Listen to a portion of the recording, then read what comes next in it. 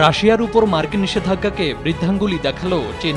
রাশিয়ায় অর্থনৈতিক ও সামরিক সহায়তার প্রবাহ বন্ধে প্রাণান্ত চেষ্টা করছে যুক্তরাষ্ট্র ও তার মিত্ররা। বিপরীতে দেশটিতে অস্ত্র সরবরাহে সহায়তা করছে চীন। বেইজিং এর মস্কো সহায়তা যুক্তরাষ্ট্রের মাথা ব্যথার কারণ হয়ে দাঁড়িয়েছে।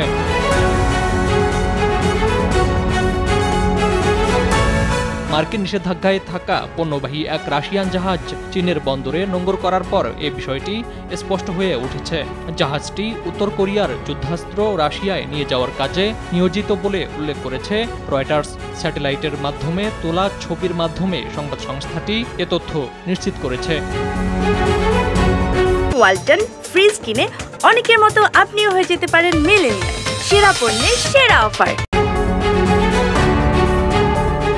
2023 সালের আগস্ট মাস থেকে এখন পর্যন্ত উত্তর কোরিয়া থেকে কয়েক হাজার কন্টেইনার অস্ত্র রাশিয়ায় বহন করেছে অ্যাঙ্গারা নামক এই জাহাজটি। যুক্তরাজ্য ভিত্তিক think tank Royal United Services Institute এ তথ্য জানিয়েছে। চলতি বছর ফেব্রুয়ারি থেকেই জাহাজটি চীনের বন্দর ব্যবহার করছে বলে জানিয়েছে প্রতিষ্ঠানটি।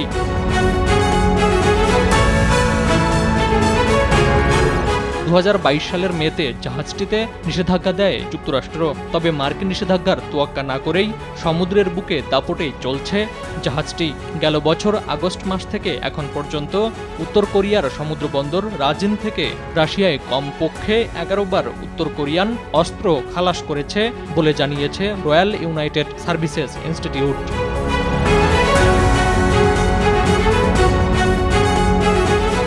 তবে ওয়াশিংটনে অবস্থিত চীনের দূতাবাস জানিয়েছে এ ব্যাপারে বিস্তারিত কিছু জানে না তারা।